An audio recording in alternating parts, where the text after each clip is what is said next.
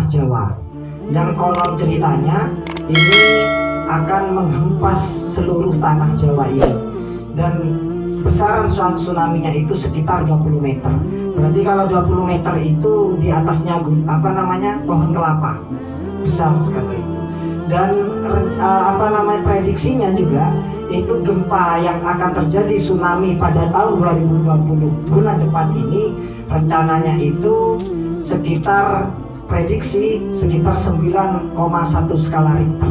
Kalau panjenengan tahu ketika di Aceh yang menghempaskan banyak bangunan dan mematikan banyak orang itu sekitar 9,3 skala Richter. Tadi tanya Ustadz Dowi, 9,1 Richter kan kecil, bukan 100 skala Richter. Wah, ini yang nggak tahu kurang cerita ini ya. 9,1 Richter ini bisa menghancurkan banyak gedung seperti itu, meskipun cakar ayam, cakar langit, gedungnya ini terhempas semuanya.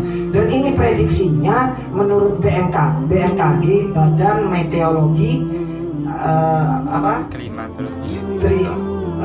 Badan Meteorologi Klimatologi Geografis, dan ini sudah mulai melakukan penelitian dan juga melakukan riset untuk kedepannya. Dan tsunami ini yang prediksinya menurut ITB, Badan Riset ITB yang kemarin sempat viral yang diterbitkan di Kompas itu, bahwasanya nanti ini akan terbesar di Pulau Jawa Timur dan Jawa Barat. Kalau di Jawa Barat tsunami-nya itu insya Allah akan terjadi sebesar 20 meter. Wah, kalau yang Jawa Timur khususnya kita, naudzubillah, semoga dijauhkan dari hal tersebut. Tsunami yang akan terjadi pada bulan depan ini yaitu sebesar 12 meter. Tapi ini hanya hisab, okay? Jadi ibarat melihat bulan itu masih mengira-ngira hisabnya, masih mengira-ngira. Nanti ketika sudah hari hanya itu ru'yatul hilal, belum ru'yahnya, ini masih hisab, prediksi. Semisal kita mau melamar perempuan, ini kira-kira kena apa enggak, ini insya Allah kena, kan hanya prediksi seperti itu. Tapi wallahu a'lam, tetap kita ingat pesannya Bu Hovifah Indra Parawansa selaku Gubernur Jawa Timur. Beliau berpesan kita harus siap siaga kapanpun dan dimanapun, seperti itu. Oleh karena itu kita dalam menghadapi tsunami ini, pemerintah mengantisipasi dengan cara yaitu solusi mitigasi, ya, upaya dalam rangka menanggulangi dampak dari tsunami. Kalau istilah kami dari Majelis Asy-Syarifah itu mitigasi itu ada dua, ada mitigasi duniawi, ada mitigasi ukhrawi. Jadi tidak hanya duniawi saja, kita dari segi ukhrawi harus juga digemakan ini agar tsunami bencana lain itu agar terhindarkan seperti itu. Namun kalau kita pikir lagi, apa sih penyebabnya kok banyak bencana? Belum lagi virus corona yang sekarang semakin mewabah di mana-mana. Alhamdulillah kegiatan Majelis Asy-Syarifah terus berjalan 1 minggu ini, sampai nanti 40 malam berzikir dan bersolawat dalam keadaan sehat walafiat. Kenapa? Karena kita melakukan ikhtiar duniawi dan ukhrawi. Seperti ini juga mitigasi seperti itu. Kalau kita kembali pada firman Allah dalam surat Al-Baqarah ayat 155 dijelaskan, walanabluwannakum, pasti kita akan menguji kalian semua, minal ju'i wal khaufi, dari kelaparan dan ketakutan. Kan seperti ini ada virus corona, kita merasa takut. Ini virusnya tidak kelihatan tapi bisa mematikan orang. Dan juga nanti tsunami ini meskipun prediksi tapi kan kita harus waspada seperti itu. Dan juga diuji wanafsi minal amwal, diuji kekurangan harta yang kita sekarang misalnya tanggal tua diuji, ya. Wal anfus, diuji dirinya sendiri sakit dan lain sebagainya. Jadi banyak sekali, memang ini sudah difirmankan dalam Al-Quran, walanabluwannakum minal khaufi wal ju'i wa naqsin minal amwal wal anfus was samarot, nanti juga panennya, buah-buahannya, padinya dan lain sebagainya, ada musim paceklik, gagal panen dan lain sebagainya. Ini memang ujian dari Allah. Namun ayat dilanjutkan wabasyiris sabirin, dan berilah kabar bagi orang-orang yang sabar, seperti itu. Terus kemudian di surat An-Nisa ayat 79 dijelaskan juga ma'asobaka min sayyiatin min hasanat, ma'asobaka min hasanatin faminallah, apa-apa yang kebaikan yang kita dapatkan, yang kita peroleh itu dari Allah. Jadi kalau kebaikan itu pasti dari Allah. Wa ma asabaka min sayyi'atin fa min nafsik. Dan apa-apa yang keburukan yang kita peroleh itu pasti dari diri kita sendiri. Makanya kenapa kok ada corona, kenapa kok ada ini tar lagi tsunami, ada banjir bandang, ada topan, ada petir, ada gempa bumi dan lain sebagainya. Apa yang perlu introspeksi? Oleh karena itu di surat Ar-Rum ayat 41 dijelaskan Zuharul fasad, telah tampak kerusakan fil barri wal bahri, baik di daratan maupun lautan. Ini sebab siapa? Bima kasabat aydin nas. Ini sebab tangan manusia itu sendiri. Kalau kita tahu kenapa kok sekarang ada prediksi tsunami ini yang sampai setingginya 20 meter. Ini lempengnya mulai bergerak. Katanya kalau sampai ini lempengnya dipercepat, ini ada badan penelitian, entah itu hoax atau tidak, tadi saya baca prediksi 14 hari. Wallahu a'lam bishawab. Ini nanti kenyataannya bagaimana, ini diprediksi. Namanya prediksi, bisa salah bisa betul ya. Jadi ini 14 hari lagi, H-14 sudah akan terjadi lempengannya bergeser, sehingga nanti pulau Jawa Timur dan pulau Jawa Barat akan terjadi tsunami dan dihempaskan seluruhnya yang ada di pulau Jawa Barat dan Jawa Timur. Wallahu a'lam. Makanya pemerintah sekarang sudah harus gencar-gencarnya melakukan mitigasi. Tapi ingat, memang dalam surat Al-A'raf dijelaskan fala ya'man makrallah illa qaumul khasirin. Maka tidak ada yang aman dari siksanya, dari azab, kecuali orang-orang yang merugi. Jadi kalau kita merasa oh ini azab, kita menganggap ini adalah azab, maka kita harus waspada, terus waspada. Kecuali orang-orang yang merugi. Kalau orang merugi ya apa itu, tidak mungkin ada terjadi seperti itu. Sama seperti kisahnya Nabi Nuh yang di banjir sedunia waktu itu, banyak orang tidak percaya bahkan anaknya sendiri tidak percaya, istrinya sendiri tidak percaya. Mending naik gunung aman, tidak terkena banjir, tidak kena tsunami. Tapi apa yang terjadi saat gunung-gunungnya terhempas? Bisa saja ini jadi peringatan bagi kita semua. Ini jelas peringatan. Ada virus corona belum selesai yang nanti diprediksi ini sampai Januari, sehingga kegiatan belajar mengajar dilakukan di rumah. Bahkan ada yang mengatakan sampai 5 tahun. Bahwa kalau 5 tahun ada anak mau sekolah, anak kita mau sekolah misalnya, ini kan belum tahu gurunya siapa, sekolahnya kayak apa, sudah lulus seperti itu. Ini kan pembodohan massal nanti kalau seperti itu. Jadi upaya yang dilakukan pemerintah yaitu melakukan mitigasi. Namun saya tambahi dari pribadi bahwasanya mitigasi itu ada dua. Ada duniawi yang bersifat duniawi yang dilakukan pemerintah, ada juga mitigasi yang bersifat ukhrawi. Apa mitigasinya? Upaya dalam mencegah tsunami yang akan terjadi bulan depan ini yaitu pemerintah melakukan edukasi tsunami. Jadi sudah mulai disemarakan baik itu di sosial media, Facebook, Twitter, Instagram, YouTube, WhatsApp mengenai tsunami. Jadi kita harus waspada terus, edukasi. Bahasanya nanti kalau tsunami apa yang harus kita lakukan seperti itu. Kemudian peringatan tsunami yang harus terinterpretasi. Jadi sudah ada oleh sekarang BMKG ini sudah badan khusus penanggulangan tsunami ini sudah memasang alarm. Jadi ketika sewaktu-waktu Hamin 15 menit atau Hamin 1 jam sudah mulai gemparan seperti itu, ya kita harus langsung harus sudah siap siaga ya, harus siap siaga. Jangan pas kita ya pasrah saja. Itu bukan pasrah, namanya bunuh diri.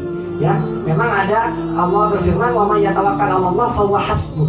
Barang siapa bertawakal maka Allah yang akan menanggungnya. Tapi setelah usaha. Kalau kita tidak ada usaha ya percuma. Seperti itu ya, besok apa kata besok makan apa enggak apa kata. Tapi kan kita harus ada usaha. Entah itu berdoa, berpikir atau bekerja dan lain sebagainya. Kemudian yang ketiga yaitu mitigasinya meningkatkan mensosialisasikan hasil riset yang terbaru. Jadi ini sekarang Badan ITB yang kemarin menemukan ini sama BMKG ini terus melakukan riset dan melakukan terus sampai nanti validnya kapan akan terjadi bencana tsunami ini. Tapi semoga bencana tsunami yang di Jawa Timur khususnya di Jember kita diselamatkan oleh Allah Subhanahu wa taala. Namun kalau kita teliti lagi, Rasulullah itu memang sudah pernah bersabda bahwasanya kenapa kok ada bala terus ini, terutama di negara kita ini. Ada memang hadis yang menyatakan an Ali bin Thalib, kalau Rasulullah SAW dari Ali bin Thalib ini Rasulullah bersabda, idza fa'alat ummati 15 khuslatan, apabila umatku melakukan 15 perkara ini, halla biha al-bala, maka dia halal menerima bala, wajib menerima bencana itu. kalau melakukan 15 hal perkara ini. Kemudian bertanya sahabat, wa ma hunna ya Rasulullah, apa 15 perkara itu? Kok sampai kalau melakukan 15 perkara ini pasti harus mendapatkan bala. Apa saja itu? Ya ini salah satunya pemimpin yang zalim. Kalau sudah tersebar pemimpin yang zalim, wah ini alamat sudah ya. Kemudian ketika banyak penari-penari perempuan ya, penari perut, penari sembarang banyak sekarang bermunculan. Kemudian banyak durhaka. Kemarin durhaka ke orang tua baik bapak maupun ibu. Kemarin kasus yang terbaru itu kan ada seorang anak perempuan menusuk ibunya, lehernya sampai 131 kali. Ini ibu yang melahirkan 9 bulan susahnya, masya Allah. Ini kalau yang belum nikah belum tahu ini rasanya, nih. Kalau Cak Arif ini semuanya yang lain di sini sudah tahu bagaimana rasanya seorang perempuan itu melahirkan, masya Allah ya, pertarungannya nyawa. Namun sekarang anak itu menusuk, dengan enaknya menusuk. Banyak sekarang pembunuhan anak, membunuh bapak ibunya itu biasa. Wah ini alamat ini wajib ini nanti dapat bala ini. Kemudian ada juga Homer sudah di mana-mana ya. Topi miring, topi luruh dan lain sebagainya itu. Kemudian zakat itu dianggap denda. Kan banyak zakat itu kan milik haknya orang fakir miskin. Tapi kan ini emang enak kami kerja tiga zakat seperti itu. Akhirnya apa? Ini dianggap denda seperti itu. Ya ini ciri-cirinya nanti. Kemudian nanti alat musik ya. Alat musik yang diharumkan misalnya itu menjadi kebanggaan. Generasi akhir milenial yang sekarang mencaci maki generasi yang dulu. Wah ini sudah banyak yang terjadi ini. Kemudian orang dihormati karena ketakutannya, karena hartanya. Kalau kita yang orang biasa, ada orang sama karena kita orang biasa ya duduk gitu. Tapi kalau orang kaya, orang sekarang kan dihormati. Ya ini kelirunya seperti itu. Kalau sudah seperti itu, banyak kita coba evaluasi nanti kita dengan negara kita. Kalau muncul ciri-ciri tersebut, maka jangan heran kalau bala bermunculan seperti itu. Dan semoga kita terus, makanya perlu adanya mitigasi bersifat ukhrawi, yaitu apa? Dengan cara salah satunya sedekah. As-sedekah itu tanfa'ul bala. Sedekah itu kan menjauhkan dari bala. Seperti ini. Ini cocoknya cocoknya memang di Majelis Asyarifah ini ya. Salah satu juga penanggulangan bencana yaitu dengan berzikir ya. Kita bertasbih, subhanallah, bertahmid, ya alhamdulillah, bertahlil, la ilaha illallah, beristighfar, astagfirullah, minta ampun. Ini sudah solusi terakhirnya. Kalau kita menjauhkan istighosah, tasbih, tahmid, tahlil, ya tsunami yang diprediksi 14 hari lagi ini akan terjadi. Jangan salahkan siapa, salahkan kita sendiri. Kenapa kita tidak mau mendekatkan diri ini pada akhirnya ini kembali ke Allah ya. Jadi kalau sudah kita melakukan mitigasi duniawi dan ukhrawi, insya Allah tsunami yang akan diprediksi ini, naudzubillah, semoga tidak terjadi seperti itu. Dan lempengannya akan memang kiamat, kalau diprediksi kiamat sudah dekat, tapi ya kita kan masih berusaha terus ini menjadi yang terbaik. Ya monggo kita gemakan zikir ini ya, terutama zikir asyarifah. Banyak bacaan-bacaan yang ini kita meminta ampun kepada Allah akan dijauhkan dari mara bahaya. Oleh karena itu sering kita mendoakan Allahumma dfa'annal bala, ya Allah jauhkanlah kita dari bala bencana, tsunami, gempa bumi, petir, angin topan dan lain sebagainya, wal wabah, dan dari wabah penyakit virus 19, virus TBC dan virus-virus yang lainnya kita minta jauhkan.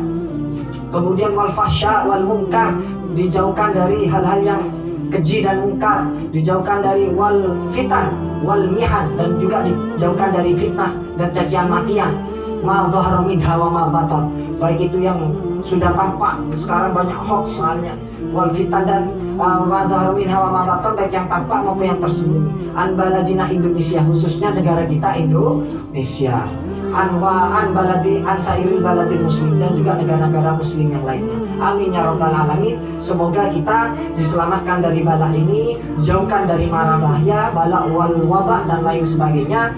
Dan semoga kita semuanya, baik jamaah syarifah yang di sini maupun yang dimanapun antum berada, kita selalu berdoa agar kita selalu diselamatkan oleh Allah, baik fit dunya hatta akhirah. Rabbana atina fid dunya hasanah wa fil akhirati hasanah wa qina adzabannar. Mungkin hanya itu saja dari kami. Akhirul kalam, wabillahi taufiq hidayah wal inayah. Wassalamualaikum warahmatullahi wabarakatuh.